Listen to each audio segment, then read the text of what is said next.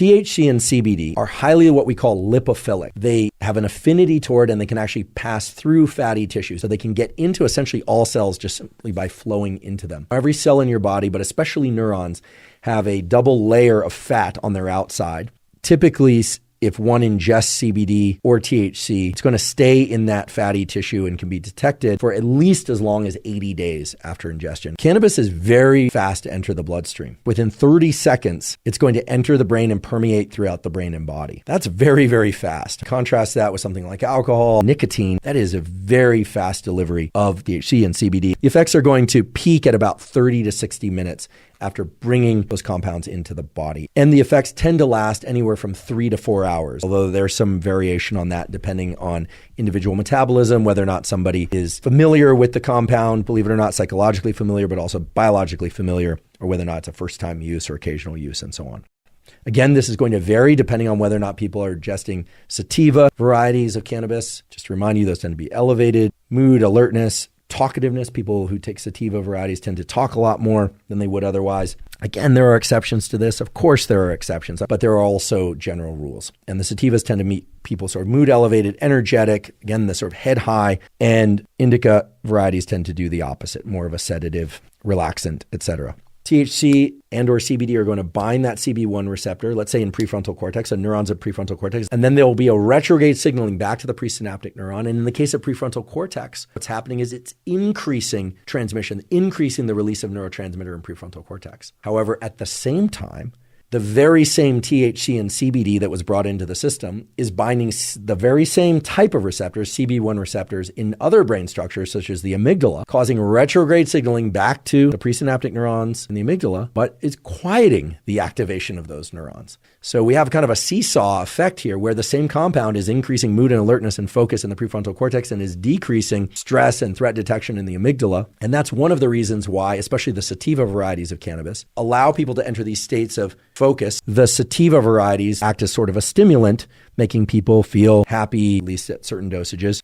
Talkative, tend to make people feel like they have ideas that are interesting, that they might want to share, tend to narrow their context, so tend to increase focus. This is something that's not often discussed about cannabis, but it can, especially the sativa varieties, can increase people's level of focus to particular things, something they're watching or something they're doing, or music allows them to narrow their sense of focus. That's going to occur by activation of CB1 receptors in the so-called prefrontal cortex and in other circuitry that then leads to a kind of overall reduction in stress because of the way that prefrontal circuitry can reduce activation of the amygdala. The idea here is that this molecule comes into our brain and is shifting everything towards a state of focus, elevated mood, of heightened sense of importance about whatever it is that we happen to be doing. Could be writing a song, writing poetry, communicating with somebody, but it could also be something as trivial as watching cartoons or watching a movie, which is, not trivial in its own right, but in terms of thinking about the creative aspects or the creativity stimulating aspects of cannabis, not sort of productivity oriented. So narrowed focus, elevated mood, more relaxed and yet energetic. That's the major effects of the sativa varieties. There tends to be, especially with certain strains of cannabis,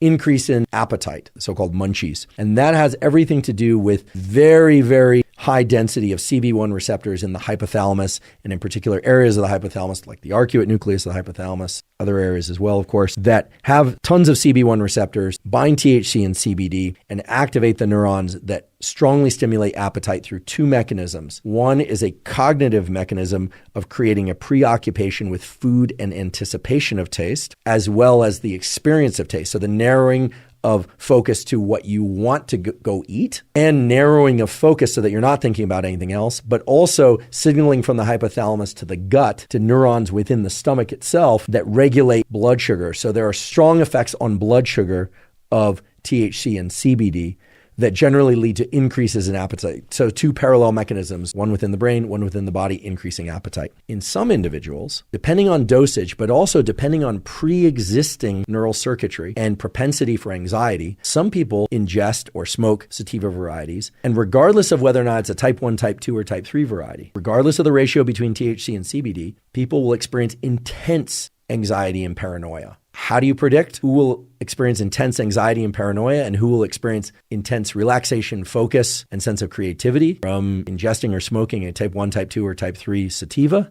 Well, there is no way to predict that. And there's a lot of kind of what I would call street lore or dorm room lore or kind of peer discussed, among friends and people and acquaintances, lore out there that what one needs to do is simply smoke more. That is absolutely categorically false. If someone experiences paranoia or anxiety from a given strain of the marijuana plant, that person is very likely to experience the same effect every time they ingest that strain or variety. Indica cannabis tends to shut down the hippocampus, an area of the brain associated with memory, which is why indica varieties lead to pronounced, or I should say profound, defects in short-term memory and sometimes in long-term memory as well if it's consumed over long periods of time.